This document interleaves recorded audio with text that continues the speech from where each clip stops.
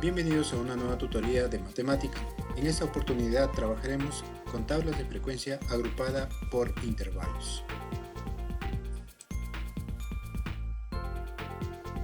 Si la cantidad de datos a mostrar es superior a 20, por lo general se utiliza un nuevo tipo de tabla.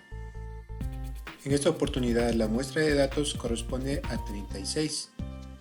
Por lo tanto, para poder realizar la tabla de frecuencias vamos a utilizar un nuevo concepto denominado intervalo.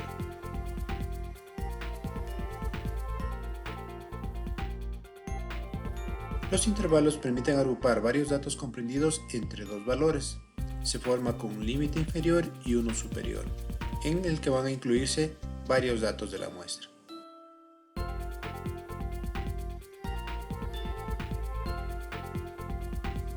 Para representar el intervalo, en primer lugar empezamos abriendo un corchete. Luego colocamos el límite inferior, es decir, el número desde donde empieza el conteo de datos. Y luego separamos con una coma, con un guión o con un punto y coma el límite superior. En este caso, nuestro intervalo va a comprender los valores que están comprendidos entre 80 y 100.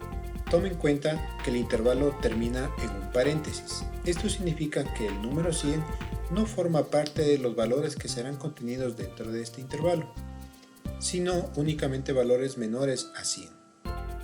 Ahora vamos a crear nuestra tabla de frecuencias acumuladas con los siguientes datos, que corresponden a los tiempos que estudiantes de tercer año de bachillerato demoraron en responder un examen de matemática.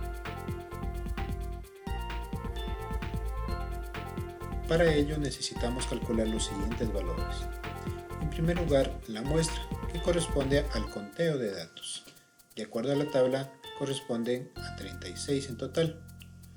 Luego calculamos el dato mayor, que viene a ser el valor más alto de todos los datos que tenemos en nuestra tabla. De la misma manera, buscamos el dato más pequeño, que en este caso corresponde a 85. Ahora con estos datos calculamos el rango, que no es más que la diferencia entre el dato mayor y el dato menor.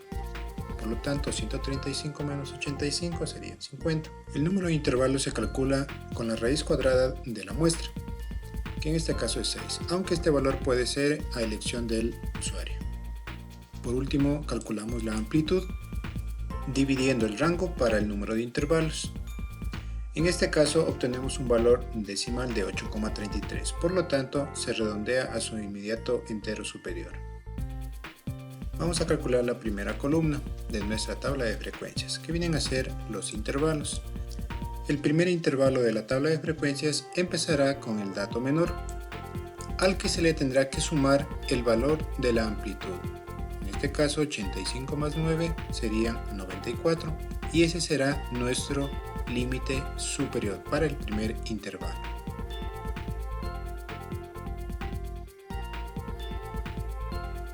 El segundo intervalo va a empezar siempre en el último valor anterior, en este caso 94, al que se le debe sumar la amplitud de 9 para obtener el límite superior del segundo intervalo.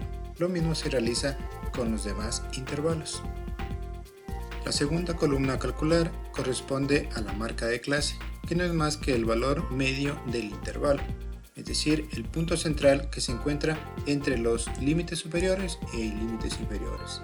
Para ello se lo calcula sumando cada uno de estos límites y dividiendo para 2. Tengan en cuenta que la marca de clase no es un dato de la muestra, simplemente un valor de referencia.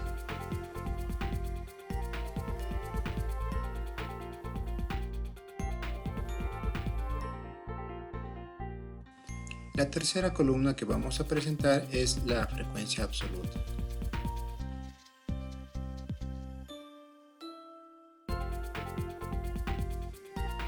Debemos ir tomando cada uno de los datos de la tabla y ubicándolos en el intervalo que corresponda.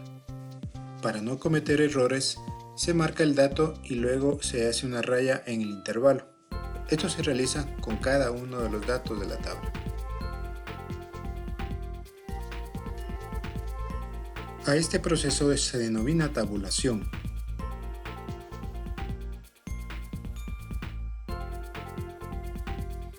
Y una vez culminado, lo que se hace es sumar cada uno de los valores que los intervalos obtuvieron.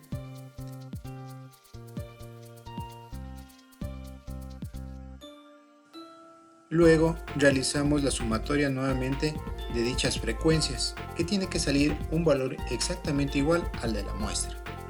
La siguiente columna a calcular es la frecuencia relativa. Recordemos que esta se obtiene con base en la frecuencia absoluta y en la que le tenemos que dividir para el valor de la muestra. Hacemos esto con cada una de las frecuencias de la columna anterior.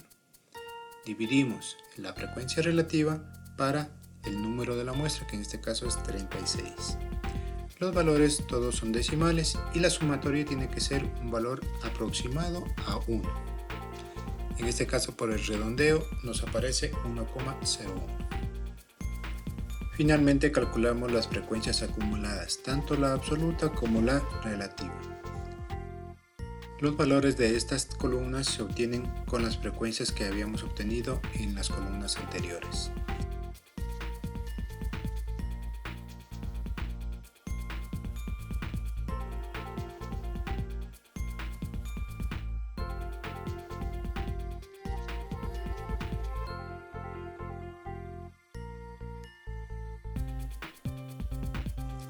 De esta forma hemos completado la tabla de frecuencias acumuladas.